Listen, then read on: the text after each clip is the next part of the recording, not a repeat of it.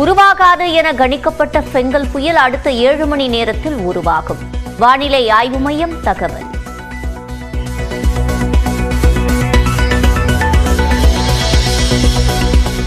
காரைக்கால் மாமல்லபுரம் இடையே நாளை பிற்பகல் புயல் கரையை கடக்கும். மணிக்கு 90 கிலோமீட்டர் வேகத்தில் காற்று வீசும் என கணிப்பு.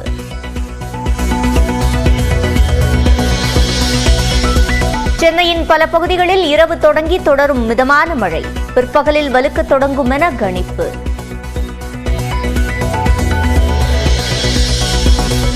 சென்னையில் இன்று மிக கனமழை பெய்ய வாய்ப்பு. நாளை அதி கனமழைக்கான ரெட் அலர்ட் எச்சரிக்கை. செங்கல்பட்டு, விழுப்புரம், கடலூர் உள்ளிட்ட 6 மாவட்டங்களில் இன்று அதி கனமழைக்கு வாய்ப்பு. மயிலாடுதுறை, நாகப்பட்டினம், திருவாரூர் மாவட்டங்களிலும் இன்று அதி கனமழை பெய்யும்.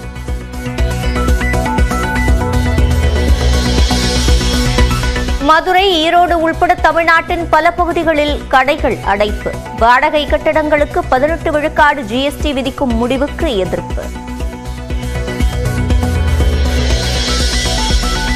மதுரை அரிட்டாப்பட்டியில் டங்ஸ்டன் சுரங்கம் அமைப்பதற்கான ஏல உரிமையை ரத்து செய்ய வேண்டும். பிரதமர் மோடிக்கு முதலமைச்சர் மு.க. ஸ்டாலின் கடிதம்.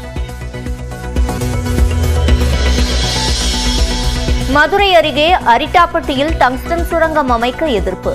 மேலூர் பகுதிகளில் கடையடைப்பு போராட்டம்.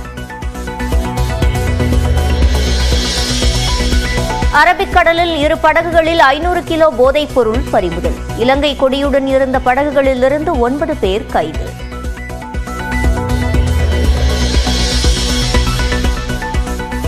கரூர் அருகே மேலசக்கரக்கோட்டையில் பொதுமக்களை அச்சுறுத்தும் வகையில் வீச்சறிவாளால் கேக் வெட்டி பிறந்த நாள் கொண்டாட்டம். கல்லூரி மாணவர்கள் உள்பட 5 பேர் கைது.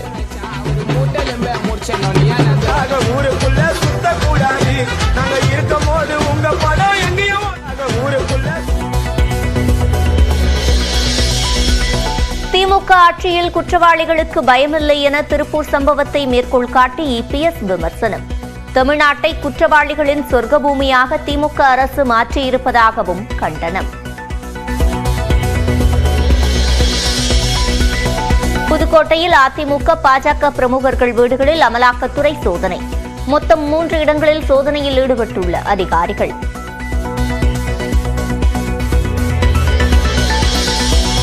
நாமக்கல் மாவட்டம் விவேகானந்தா கல்லூரி விடுதியில் இருந்து குதித்து மாணவி தற்கொலை. உடலை கைப்பற்றி திருச்செங்கோடு புறநகர் காவல்துறையினர் விசாரணை.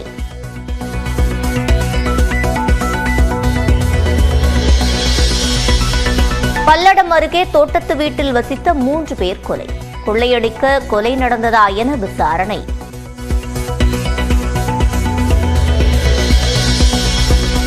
சென்னையில் தங்கத்தின் விலை சவரனுக்கு 560 ரூபாய் உயர்வு.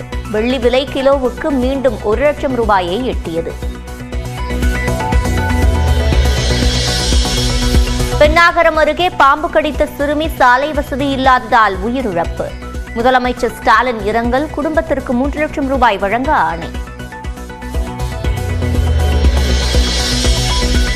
டெல்லியில் அமித்ஷாவுடன் தேவேந்திர பட்னாவிஸ், ஏக்நாத் ஷிண்டே, அஜித் பவார் சந்திப்பு. மகாராஷ்டிராவின் புதிய முதலமைச்சரை அறிவிப்பதில் நீடிக்கும் இழுபறி. நீலகிரி மாவட்டம் கூடலூரில் யானைக்கு அஞ்சி மரத்தில் ஏறி உயிர் தப்பிய வடமாநில இளைஞர்.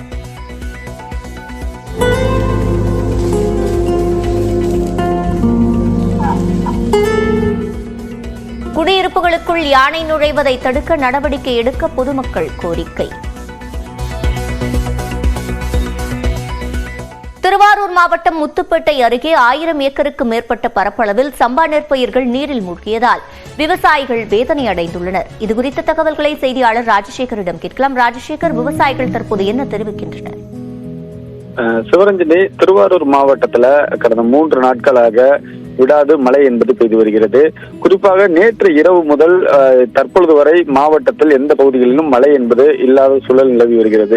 இந்த நிலையில திருவாரூர் மாவட்டம் முத்துப்பேட்டை அடுத்த இடும்பாவனம், முனாங்காடு, அதே போல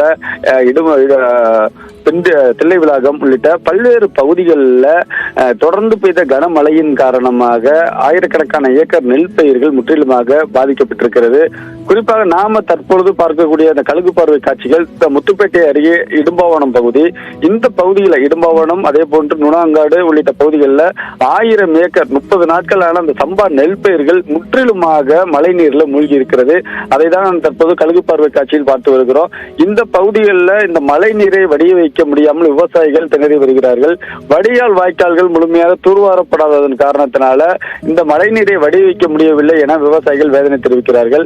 உடனடியாக வேளாண் துறை அதிகாரிகள் பாதிக்கப்பட்ட பகுதிகளுக்கு நேரடியாக சென்று ஆய்வு செய்ய வேண்டும். மேலும் பாதிக்கப்பட்ட நெல் பயிர்களை கணக்கெடுப்பு செய்து விவசாயிகளுக்கு உரிய இழப்பீடு வழங்க வேண்டும். அப்படி செய்தால்தான் நாங்கள் அடுத்த கட்ட சாகுபடி பணிகளை மேற்கொள்ள முடியும் என அந்த பகுதி விவசாயிகள் தெரிவித்திருக்கிறார்கள். குறிப்பாக ஒரு ஏக்கருக்கு தற்பொழுது வரை 10,000 ரூபாய்க்கு மேல் செலவு செய்திருக்கிறோம். வீட்டில் உள்ள பொருட்களை அடகு வைத்துதான் அந்த சாகுபடி பணியில் ஈடுபட்டிருக்கிறோம். ஆனால் தொடர்ந்து மழை பெய்து வருவதன் காரணத்தினால எங்களுடைய பயிர்கள் முற்றிலுமாக பாதிக்கப்பட்டிருப்பதாக விவசாயிகள் வேதனையுடன் தெரிவிக்கிறார்கள். சிவரஞ்சனி, விவரங்களை வழங்கியமைக்கு நன்றி ராஜசேகர். மதுரை அருகே அரிட்டாப்பட்டியில் டங்ஸ்டன் ஆலை அமைக்க எதிர்ப்பு தெரிவித்து மேலூரில் கடையடைப்பு போராட்டம் நடைபெற்று வரும் நிலையில் பல்லாயிரம் பேருடன் ஆர்ப்பாட்டமும் நடைபெற்று வருகிறது.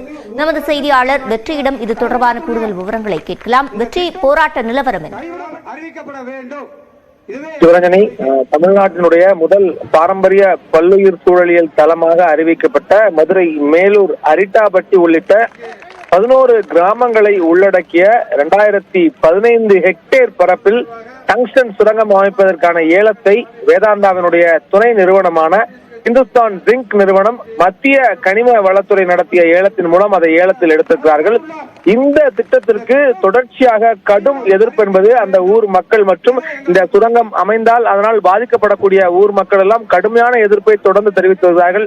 ஏற்கனவே கிராம சபை கூட்டத்தில் கூட இதற்கான தீர்மானம் நிறைவேற்றப்பட்டு அனுப்பப்பட்டிருக்கிறது தமிழக அரசுக்கு.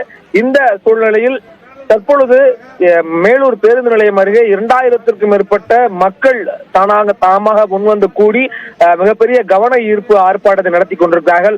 அதே நேரத்தில் டங்ஸ்டன் சுரங்க ஏல திட்டத்தை கைவிடுமாறு வலியுறுத்தி கடையடைப்பு போராட்டம் இன்றைய தினம் மேலூர் பகுதி முழுவதும் நடைபெற்றுக் கொண்டிருக்கிறது என்பது கவனிக்கத்தக்கது. மிக முக்கியமாக மத்திய அரசு வழங்கிய அந்த ஏல உத்தரவை ரத்து செய்ய வேண்டும், திட்டத்திற்கு எதிராக தமிழக சட்டமன்றத்தில் சிறப்பு தீர்மானம் நிறைவேற்ற வேண்டும், தமிழக எம்பிக்கள் எல்லோரும் கூட்டாக பாராளுமன்றத்தில் இது தொடர்பாக பேச வேண்டும், விவாதிக்க வேண்டும் என்றார்கள். மேலும் முல்லை பெரியாறு பாசன பகுதிகளை பாதுகாக்கப்பட்ட வேளாண் மண்டலமாக அறிவிக்க வேண்டும் என்ற கோரிக்கைகளையும் முன்வைத்த ஆர்ப்பாட்டம் நடைபெற்றுக் கொண்டிருக்கிறது.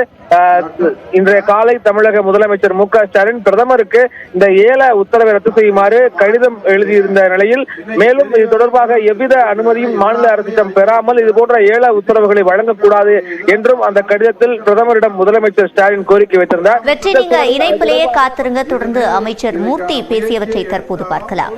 அவங்க ஆய்வே மேற்கொள்ளக்கூடாது, அதுக்கே அனுமதிக்க மாட்டோம்னு சொல்லியிருக்கோம். நீ அடுத்துல அவன் கட்டடம் கட்டுறதுக்கு அவன் பில்டிங் நீ ஆய்வுக்கே எங்க ஊருக்குள்ள வரக்கூடாதுன்றதுல கிராம முறை சொல்லிட்டு அந்த ஆய்வு கூடத்துக்கு வரக்கூடாது என்ற தீர்மானத்தவே நம்ம ஒட்டுமொத்தமா அதை நிறைவேற்றி இருக்கிறோம். வேளாண் மண்டம் அறிவிக்கிறதெல்லாம் இல்லைங்க, அது நீங்க தனிப்பட்ட முறையில் கேட்டுங்க. நாங்க சொல்றது இந்த டங்ஸ்டன் இது ஒருபோதும் மேலூர் மண்ணுக்கு வரக்கூடாது, வர முடியாது. அதுல அவன் ஆய்வு அன்னைக்கு விஷயம் தெரியாம சில பேர் பண்ணிருக்கலாம்.